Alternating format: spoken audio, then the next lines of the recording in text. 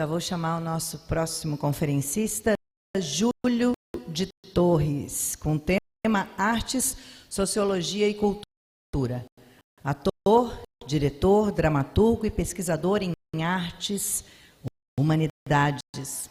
É licenciado em Sociologia, Antropologia, mestre em Estudos Avançados de Teatro e doutorando em Sociedade e Cultura na Universidade de Barcelona, com foco em artes do espetáculo. Pode subir aqui, Júlio de Torres. Bem-vindo. Prazer te conhecer.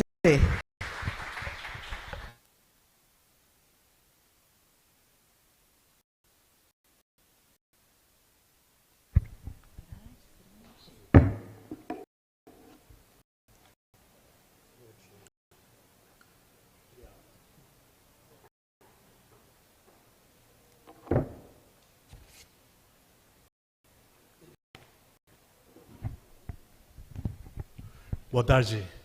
Vou tentar falar um pouquinho de português. Eu fico um pouco confundido porque eu morei 1 ano e meio na Barcelona e o catalão para mim foi muito difícil. É uma mistura, mudar o chip do português para cambiar como o catalão é um pouco difícil porque é muito parecido, né? Mas vamos aí.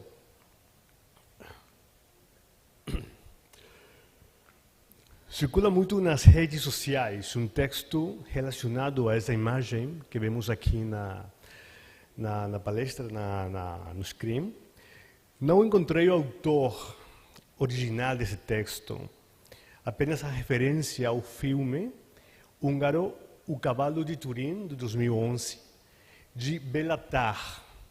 O texto diz, peço licença para ler, nesta imagem tirada em 1899, aparece Friedrich Nietzsche durante sua estadia no asilo, uma década após seu colapso mental. A crise de 3 de janeiro de 1889, em Turim, segundo a história mais repetida, Nietzsche testemunhou um cocheiro bater brutalmente em um cavalo. Na cena, ele aproximou-se, abraçou e, com lágrimas nos beijou. Ele caiu, estado de deterioração mental do que recuperaria. Aquela imagem abraçando o cavalo ficou como um ciclo. Um homem que sobre a força da vontade, o super-homem, vencido pela compaixão, o sofrimento alheio. Peço desculpas a partir de agora que eu vou tentar falar um portunhol um pouco... porque vou ficar um pouco nervoso, então mudarei ao espanhol, tá bom? Falarei devagar, se a gente sente que vou um pouco rápido, me faz um gesto, uma coisa, eu vou ir mais devagar, tá bom? Ok. Vamos a falar do biocentrismo, acho que é uma olhada interessante para tentar fazer um recorrido pelo legado cultural dos povos originários. Aqui empiezo un poquitito, paso al español, ¿vale? El antropocentrismo occidental desde hace muchos siglos, como veremos, somos prácticamente el resultado de una colonia. Y esa perspectiva occidental es la que primó nuestra cultura y la que vino haciendo bastante hincapié y moldeó la cultura en la que estamos nosotros insertados hoy día. El problema es que tardó mucho la humanidad en superar ese teocentrismo que en la Edad Media prácticamente lo debía todo a Dios, ¿no?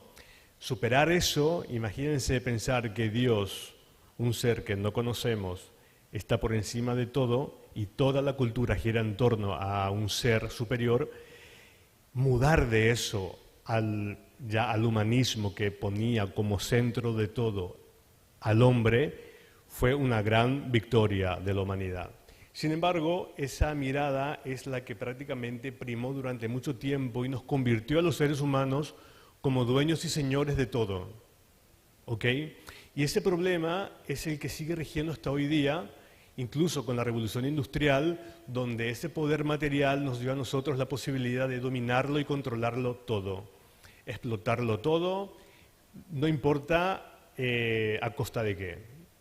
Y ese es un problema muy grande porque hasta hoy día estamos retornando a nuevas visiones que nos permitan mirar la alteridad, mirar la condición del otro. Solamente nos sentimos humanos cuando tenemos esa capacidad de dominar todo aquello que nos rodea, incluyendo otros seres vivos, incluyendo la naturaleza. En ese sentido, hay como una vuelta interesante y este paralelo lo hago siempre. De hecho, me tocó hablar en la otra palestra sobre pueblos indígenas porque les voy a comentar rapidito a qué me estoy dedicando en estos momentos. Me encuentro realizando un doctorado en la Universidad de Barcelona y trabajo en los procesos performativos de pueblos indígenas, de pueblos originarios de Paraguay. Especificamente 3 comunidades indígenas do Chaco paraguaio: o Xixir, ou Xamacoco, os Ayoreus e os Guarani Ocidentais, que são os Guaranis que moram no lado ocidental do Paraguai, no Chaco paraguaio. Essas 3 experiências culturais são muito interessantes porque eu estou trabalhando, pesquisando os processos performativos e a forma em que nós pesquisamos e analisamos esses processos. E sempre esse análise, essa pesquisa se fez desde uma perspectiva ocidental. Sempre olhamos o teatro, os rituais indígenas, as festividades, os carnavais indígenas desde um olhar europeu, sempre. O objetivo desse trabalho, por exemplo, é fazer uma nova olhada com a participação ativa dos membros da comunidade, porque são eles que têm que determinar sua própria forma de ver seus próprios processos culturais.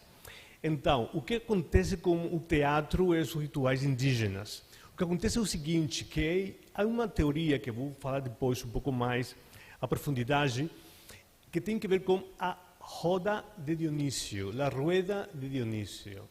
La rueda de Dionisio es una teoría teatral contemporánea que dice que la historia del teatro nos hace volver a los ritos, porque todos sabemos que el teatro occidental se originó en el rito, en los rituales dionisíacos, en los famosos ditirambos, ¿no?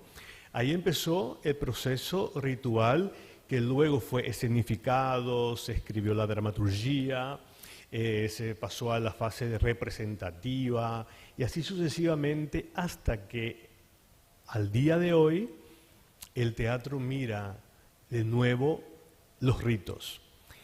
¿Qué pasa con el teatro indígena entonces? ¿Por qué entonces volvemos siempre al rito, a lo primigenio?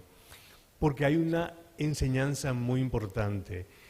Toda la cultura occidental fue artificiosa. Hubo tantos artificios para fabricar una cultura tan compleja que la simplicidad de los ritos primigenios u originarios o mal llamados primitivos nos dan una gran lección. Y ocurre lo mismo con la mirada biocéntrica, porque estamos volviendo a mirar cómo los pueblos originarios nos dan lecciones de vida para mirar al otro, para mirar a esos otros seres que hacen parte de nuestro ecosistema, de nuestro medio ambiente.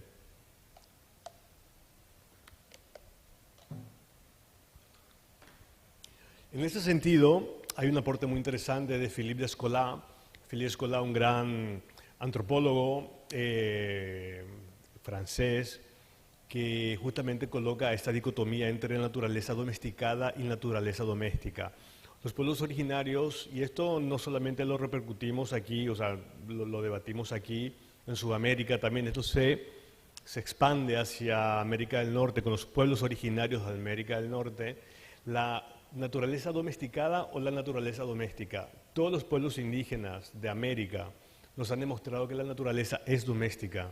¿Por qué? Porque la vida y el intercambio constante entre el ser humano y los seres vivos es constante.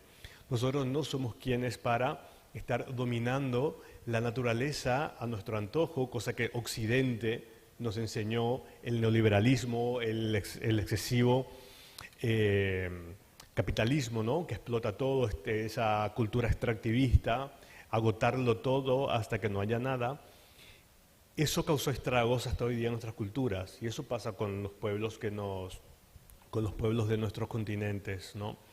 Y ahí hay una lección muy interesante, porque justamente la vida para nuestros pueblos originarios nunca estuvo partida en jerarquías, nunca hubo, digamos, grados de importancia que un ser puede ocupar en la vida cotidiana. El contacto pleno con la selva, con los montes, con los recursos naturales, los ríos, la tierra, alimenta y exige ese respeto por parte de nosotros. Y siempre recurrimos de nuevo a las enseñanzas de los pueblos originarios, que son los más afectados por estas nuevas políticas extractivistas y estas prácticas extractivistas. La naturaleza doméstica, justamente, Philippe Descola abre el debate en torno a la naturaleza doméstica, porque justamente cuando hablamos siempre, y eso nos toca a los países que estamos en vías de desarrollo, como el caso de Paraguay, donde los estragos que cometimos con nuestros propios recursos naturales, hasta hoy día causaron muchísimo daño a nivel ambiental y a nivel cultural. Los genocidios históricamente marginados y desamparados, lo mismo ocurre con las democracias débiles. Esa metáfora me parece que es interesante traerla aquí. Logramos hacer resistencia. Y eso lo demostramos todos los pueblos de Latinoamérica, porque estamos mirando de vuelta a nuestras culturas originarias. La cultura de Brasil es fuerte, eso lo sabemos todos, a través de la gastronomía, a través de los bailes, de la danza, de la música. Y también Paraguay a través del idioma, que es nuestro patrimonio intangible, porque esa lengua la seguimos hablando todos en Paraguay, casi todos. Y esa forma de hacer resistencia todavía nos da como un aliento de esperanza, de que podemos nosotros cambiar la mirada nuevamente a la vida, a la alteridad. Y gracias a la visibilización de esas culturas es que volvemos a estas concepciones primigenias, como les estuve comentando, a la naturaleza, por supuesto, que es la tierra que habitamos, y eso es importante para nuestros ancestros. Como decíamos, de que para todo lo humano siempre nos acostumbraron a que debemos controlarlo todo. Todo debe ser disciplinado, colonizado. Hay demasiadas rupturas que nos enseñan nuestras otras culturas, ¿no? Por ejemplo, hay una noción muy interesante que nos enseñan los guaraníes, y ahí quiero volver a hacer hincapié en las culturas Ojibwe, que van desde Canadá hasta los guaraníes de Sudamérica, de Paraguay, de Brasil, pasando obviamente por los Achuar del Ecuador, de lo que son los amazónicos, ¿no? La vida es interesante porque la condición del otro siempre lo tuvieron en cuenta nuestros pueblos indígenas. Ahí quiero retomar lo que estuve comentando desde el inicio. ¿En qué se basa el respeto al otro por parte de los pueblos originarios? En el caso de los Achuar, rescato la experiencia de Philippe Descola, que escribió un libro maravilloso que se llama Ecología de las Relaciones. Ese libro habla justamente de cómo la jerarquía, o sea, no existe, digamos, una jerarquía entre los pueblos originarios con los seres vivos que los rodean, sino que son como unas categorías que están al mismo nivel, y ese nivel está regido por un solo concepto, que es la vida. Entonces, parte de ese ecosistema es no solamente parte de una cultura, digamos, porque eso ya lo estamos tratando de superar también, sino que va más allá de una relación jerárquica que te dice y que te obliga a respetar a la naturaleza tal cual es. Lo que pasa es que dentro de la cosmovisión originaria, la naturaleza moldeó la cultura, eso está bien sabido. Y lo interesante de los Achuar es, como relata Descola, nos vamos, como él relataba, los Achuar, por ejemplo, sueñan con aquellas criaturas que pueden llegar a cazar. Independientemente de que un ser vivo, un animal, una especie específica sea cazada, la consideración por parte del cazador de que es un semejante al que está cazando, ese ya es un gran paso para determinar la importancia que tiene la vida dentro de una cultura. Y eso es muy interesante porque independientemente de la finalidad, ¿no? Decir, por ejemplo, que dentro de una cosmovisión y que hay todo un ritual, y que hay toda un protocolo al momento de que un individuo de una comunidad sueña con la posibilidad de cazar un animal y que eso se hace con mucho respeto porque está soñando a un semejante al que va a terminar cazando porque tiene que subsistir, esa noción es muy interesante. Algo similar ocurre con los canadienses, por ejemplo, como con los guaraníes. Y ahí traemos lo que es la noción del tecoponá, que es esta palabra tan linda que significa estar bien o vivir mejor. Esa categoría, la que instaló la cultura guaraní, sigue siendo hasta hoy día lastimosa. Porque justamente recuerdo que hace cuestión de 2 años instalamos este problema cuando en la UNILA habíamos hecho un debate, recuerdo, que convocó a los pueblos originarios, a los Aba guaraní, paranaenses y alto paranaenses, tanto de Brasil como de Paraguay, y donde se instaló la reparación histórica que tenía que hacer Itaipú con los desplazamientos territoriales, que constituye para nosotros la creación de este tipo de infraestructuras enormes. Ahora tenemos la ruta bioceánica, que también genera un gran debate. Este tipo de infraestructuras contempla el biocentrismo, una mirada biocéntrica en sus procesos, en sus proyectos. ¿Qué repercusión tiene este tipo de infraestructuras dentro de la vida, dentro de las culturas, de los territorios donde se van a construir estas grandes infraestructuras? Bueno, pasó lo mismo en la UNILA hace 2 años, cuando Amnistía Internacional y creo que la Coordinadora de Derechos Humanos, si mal no recuerdo, había convocado a los liderazgos indígenas y se hizo un evento de 4 días donde se instaló las medidas reparatorias por parte de la Itaipú Binacional para contrarrestar los efectos adversos de la construcción de la represa. Y recuerdo que por parte de Brasil estuvo presente la ministra Sonia Guayayara, creo que estaba la Querexú, también estaba por ahí, como referentes, donde nos hablaban de que la gestión de Brasil superaba con creces a la gestión pública de Paraguay con sus pueblos originarios. Al instalarse secretarías de pueblos indígenas en cada una de los estados, ese es un gran paso. Paraguay, en cambio, va para atrás. Hace poco, por ejemplo, solamente para hacer como un paralelo, esto me puede traer problemas a mí en Paraguay, pero no pasa nada. Recientemente, el Instituto Nacional del Indígena, que es la institución pública que tiene que ver con los pueblos originarios de Paraguay, esa institución tenía sede en una de las avenidas más importantes de Paraguay, de Asunción. Esa oficina en este momento fue removida, se quitó de ahí. Los que trabajamos con pueblos originarios, con pueblos indígenas, la tenemos difícil a partir de ahora para aplicar, por ejemplo, el protocolo de la OIT, que se suscribió en 1989, Paraguay ratificó en el 94 y reglamentó en 2018 ese protocolo que a nosotros los antropólogos nos permite trabajar con los pueblos indígenas con respeto y con el consentimiento libre e informado por parte de ellos. Eso ya no es posible ahora. Entonces cada vez vamos más para atrás, o sea, porque la mirada y la cultura originaria no interesa a nuestro país, al menos a Paraguay, ¿verdad? Y eso es muy triste. Entonces nosotros particularmente estamos bastante lejos de adoptar siquiera una mirada de respeto a los ecosistemas, al medio ambiente y por supuesto y por sobre todo a la vida, ¿sí?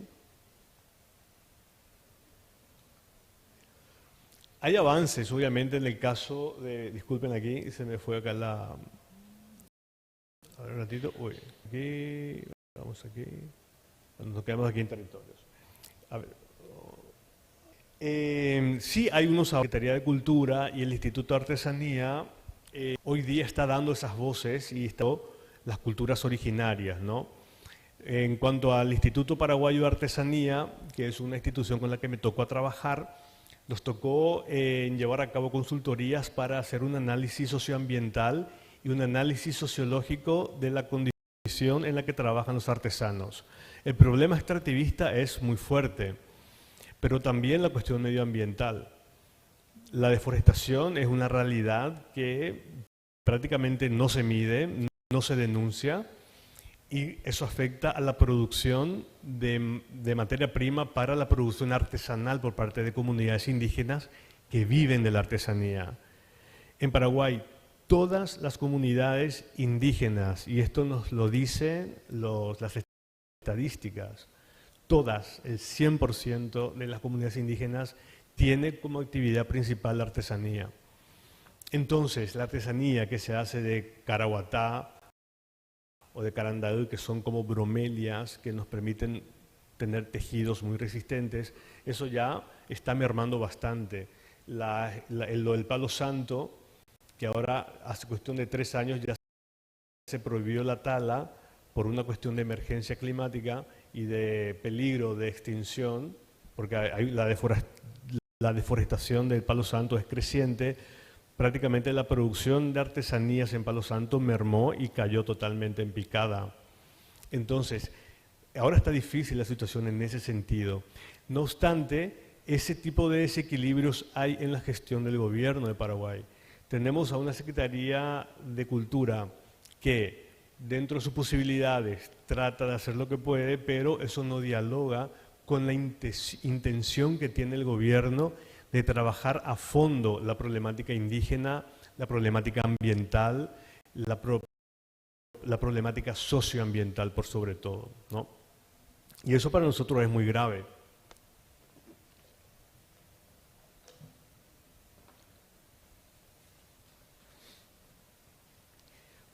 Y es interesante porque justamente el superar esa cuestión de que por un lado tenemos la visión de la naturaleza y la cultura y la multiplicidad en cuanto a que contempla lo que es el individuo y la sociedad. Ese tipo de miradas todavía no fueron superadas por parte de Paraguay, ¿no? Aún nos queda mucho porque todavía los pueblos indígenas, que siguen siendo un porcentaje ínfimo dentro del territorio, creo que constituimos el 3% más o menos de la población de Paraguay, aún la mirada del otro, la alteridad todavía no está puesta dentro de la agenda pública. ¿Cómo superamos eso? El problema es que justamente silenciando a las minorías, ese es uno de los grandes pasos de este tipo de gobiernos que son más autoritarios, que tienen como eje objetivo en de un sector minoritario de la. Entonces, ¿qué pasa de ese tipo de miradas? Es difícil de confrontar, especialmente los que pudimos trabajar en consultorías en un momento dado para el Estado o para el gobierno. Hay un choque inminente de perspectivas, porque por un lado nos tratan de progresistas, nos tratan de zurdos, de cañotus, de que somos los izquierdistas de la gestión pública, y por otro lado está la mirada más hegemónica, ¿no? Y nosotros arrastramos esto de la dictadura también, no solamente desde la colonia, porque eso es una cuestión que está totalmente arraigada, pero obviamente las dictaduras consolidan esa homogeneización y la pluriculturalidad está totalmente exacerbada, está totalmente debilitada. En ese sentido, creo que es interesante plantear la posibilidad de que, la posibilidad de que no solamente en la agenda pública se instale la posibilidad de solucionar estos problemas, porque la voluntad política es una utopía, o sea, es algo que no existe. Eso, pero la capacidad del fortalecimiento de la sociedad todavía también sigue en una democracia que está creciendo y madura como la nuestra. Nuestra dictadura cayó en 1909. 40 años de transición democrática, me parece que ya es mucho tiempo como para que no podamos aprender de lo que está pasando, y aún así tenemos ese gran desafío. Lo bueno es que existen iniciativas de asociación dentro y fuera de la urbe, fuera de la capital, porque tenemos nosotros también así como una gestión pública que está solamente centrada en la capital. Lo que hay más allá de la capital no existe, y ese es un gran problema. Afortunadamente tuvimos la oportunidad de trabajar con comunidades indígenas que capacitamos para la asociación de gremios, para que puedan registrar sus obras, para que puedan ellas desarrollarse y marcar presencia dentro de la agenda pública. No obstante, falta mucho que hacer. Somos 20 pueblos originarios, tenemos 20 pueblos indígenas en Paraguay, cada uno con sus respectivos idiomas, con sus respectivas formas de ver las cosas. Y afortunadamente tenemos ahora, estamos llevando a cabo en Paraguay la creación del Plan Nacional de Cultura, que es una nueva ley que va a reemplazar a una ley bastante progresista, por cierto, pero ahora se está volviendo a reactivar una nueva que obviamente va a tener más apertura para este tipo de miradas y este tipo de concepciones al momento de mirar los pueblos originarios, mirar el medio ambiente y mirar los ecosistemas que nos rodean. Bueno, pues nada, ya me queda poquito tiempo, así que con esto voy cerrando. Agradezco mucho, fico muito obrigado pelo convite, a gente aqui, e estou disponível para qualquer pergunta. Muito obrigado, né?